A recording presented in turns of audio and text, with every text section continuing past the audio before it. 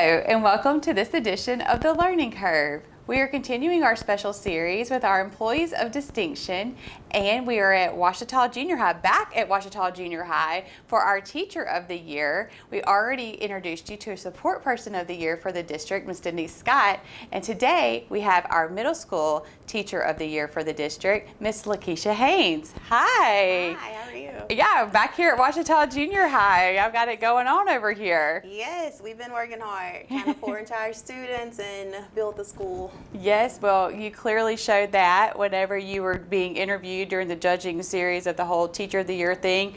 What was going through your mind when you heard my name?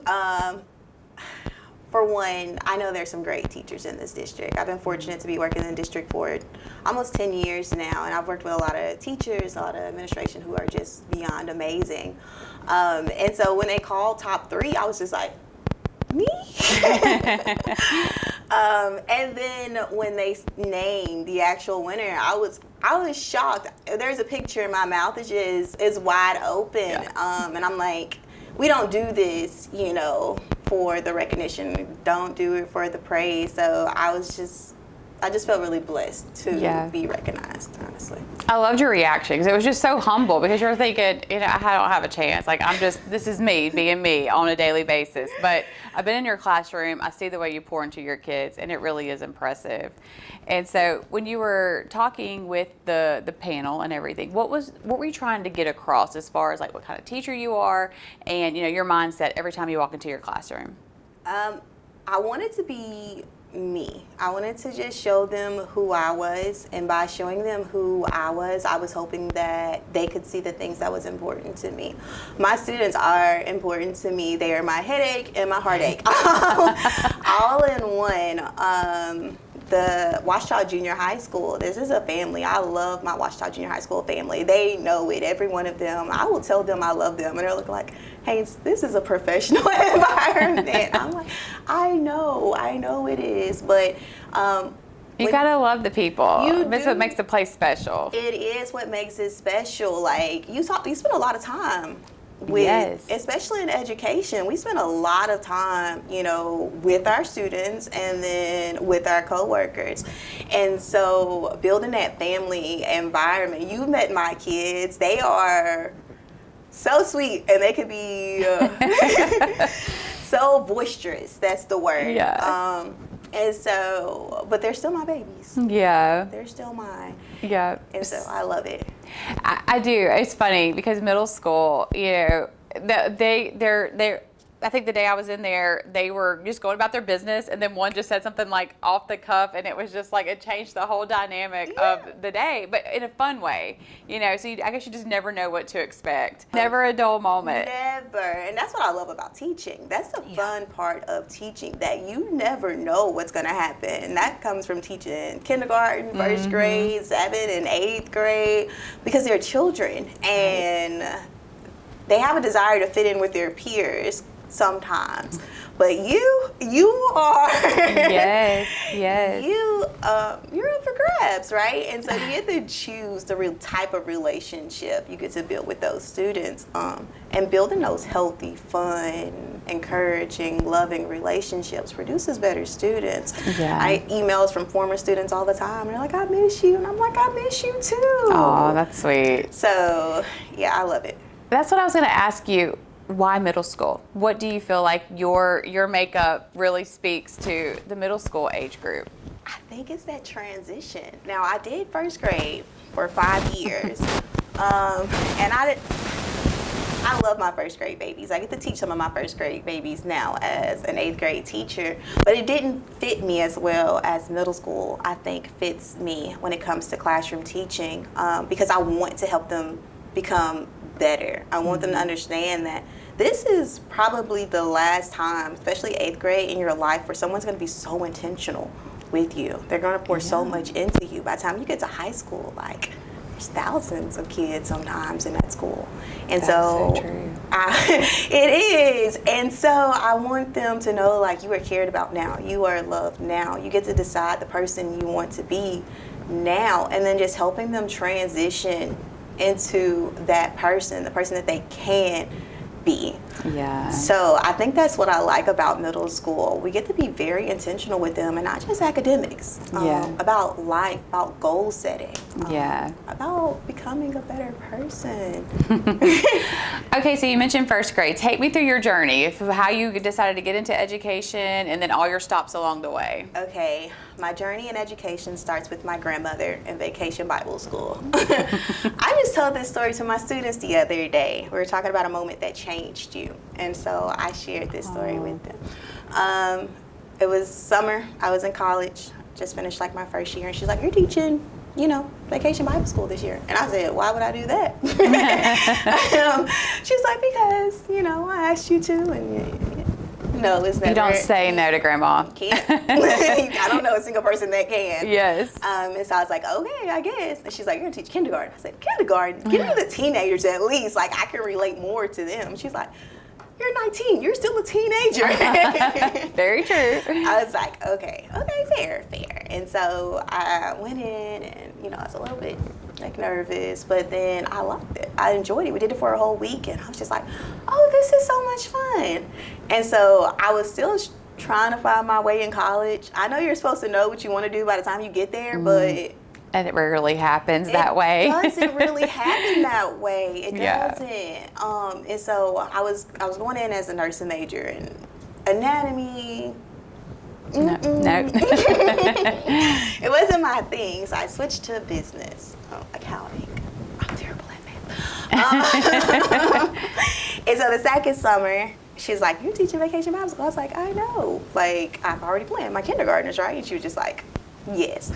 And so I taught that summer, and I just had a blast with them, just watching their joy and their zest for learning. It did something for me. I'm like, oh my gosh, y'all want to learn. Okay, great. Okay, so I finished my sophomore year, and then I was like, I want to go into teaching. Like, that's what I want to do. And so I talked to a few of my church members about it that summer, and then I went to my advisor, and he's just like, yeah, you can go into teaching, but it's going to take you 4 years. I was like, no, because I'm already behind from when I switched into accounting from nursing, because those are two different schools. Oh, yeah. And so I was like, my dad wouldn't like that. A lot more money. It's a lot more money. He's talking about time, being intentional. I went on a scholarship, but even that runs out, And so TOPS runs out eventually. Like, you have to make some decisions. And so I was like, he's like, you could do alternative certification. And I was just like, great. I'm not doing well in accounting, but can I change to where all these credits are going to count? And he was just like, you can go to psychology. I was like, I can go to psychology, I can graduate on time? He was like, yeah. I was like, done, sign me up. So I ended up finishing school with a degree in psychology. And then I moved to New Orleans because I'm going to go back for a master's, and, I think I decided marriage and family counseling. That's what I was going to do. And I get a call, and it's from my high school principal, who is now the principal at Robinson Elementary. Okay. And my church member, he was like, hey, did you still want to teach? I was just like, yeah. He was like, I have a kindergarten position open.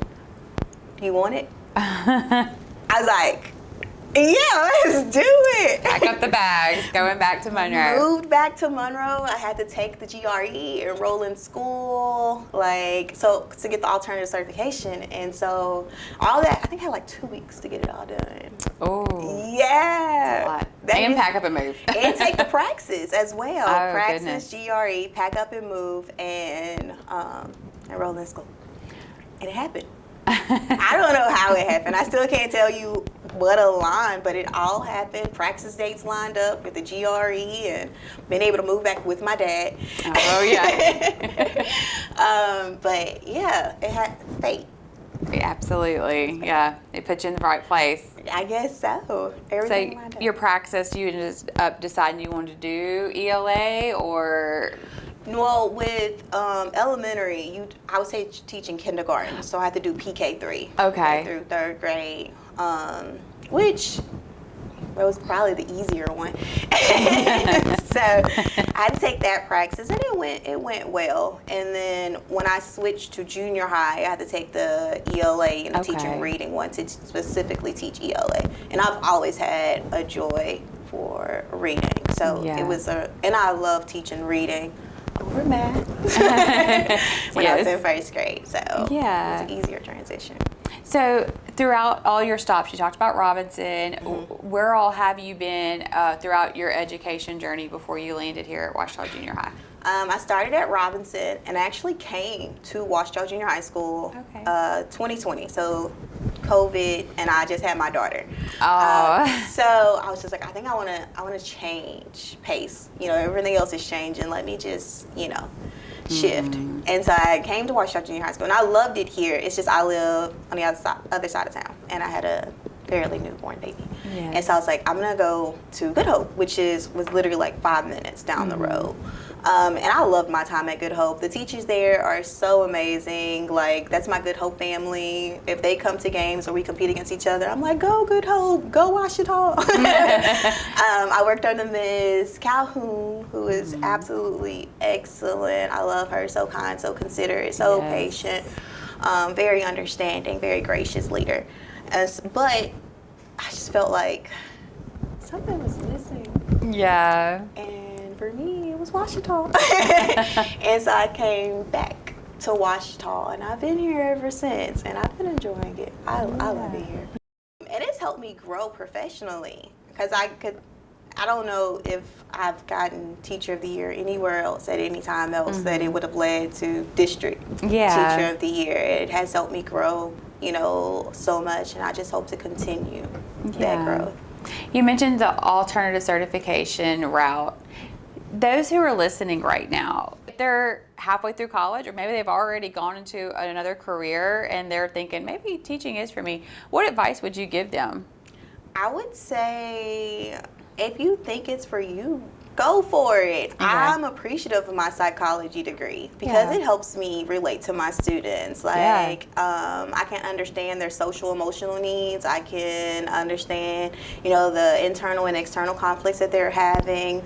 I went to school for it. And so it gave me an advantage to become a better teacher. So even if you are in something else, it could be preparing you for where you're meant to be. Yeah. And so don't be afraid of being an alt-cert teacher. I'm a proud alt-cert teacher. I think every road, what is the song? Every road to where you are.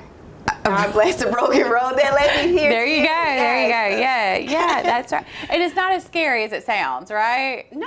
It sounds like it's like a big chunk to try to chew, but don't be scared. Just jump in feet first, right? Yes. Man, guys, she was my like my observer when I was in alternative certification program. And my very first observation, I don't know if I should tell this story. I was teaching kindergarten, and she was coming in to observe me from alternative certification, and I decided I was going to just dress it up. I was going to do like this great lesson on taste. It was like salty, sour, sweet. Like I had brought all this stuff in, and I started teaching that lesson, and when I tell you it was terrible, it was absolutely terrible.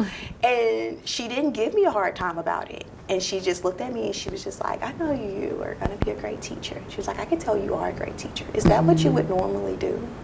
And I said, no. I was like, no, I wouldn't have done any of that. That's not how I would have done that lesson. And she was just like, I want you to be true to who you are. I want you to teach every day like you would normally teach. And that's going to be what you need to do to be successful in teach your students. And I'm so happy that happened, like my first 2 months teaching. Because it set the course of my teaching. Every day I'm just going to teach the best that I can. I'm not going to put on a show. I'm going to just be real. I'm going to be real. I mean, I'm sure you probably tell yourself that over and over again, that bit of advice. Yes, and I try to share it with new teachers too, especially when it's observation time. We all get kind of like nervous or anxious. And I'm like, if you're doing what you're supposed to be doing every day, then when they come in there, it shouldn't matter. Because for one, sometimes the kids will snitch. They be like, where are our cookies? If you try to bribe them.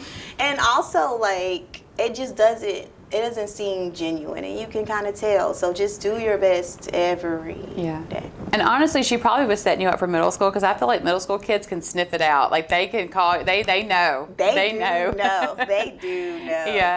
Yeah. So, okay, you mentioned your daughter. Tell us a little bit about your personal life and just all the adventures that you have with her. Myra, that's my 4-year-old daughter. Aww. She is my why. She's my reason to keep going, to keep persevering, and to be better. At this point, I'm pretty sure she's taught me more than I probably taught my students.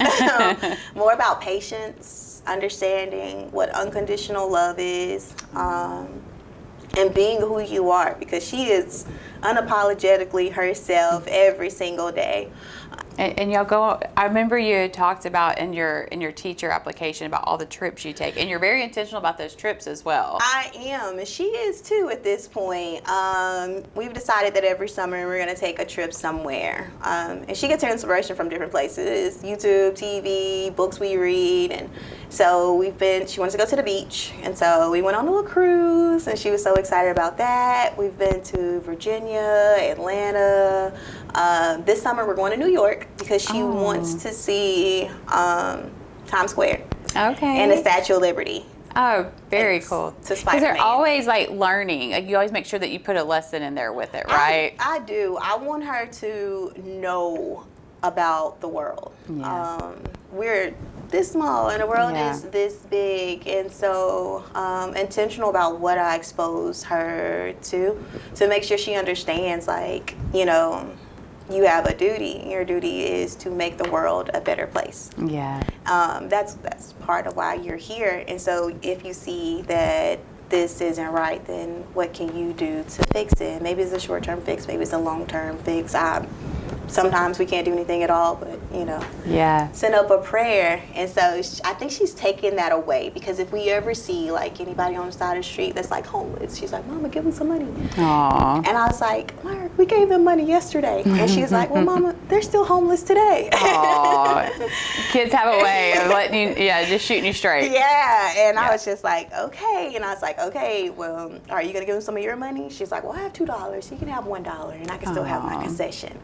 Yeah, and so still knowing not to put herself in a deficit, because that's important too, to not pour too much where you don't have anything left for yourself, but also being willing to give. Yeah. And so she teaches me so much, because I don't know at 4 if I had that connection to the world that she has. So. Well, I think that speaks a little bit about who her mother is as well, because you're making a difference there at home and here.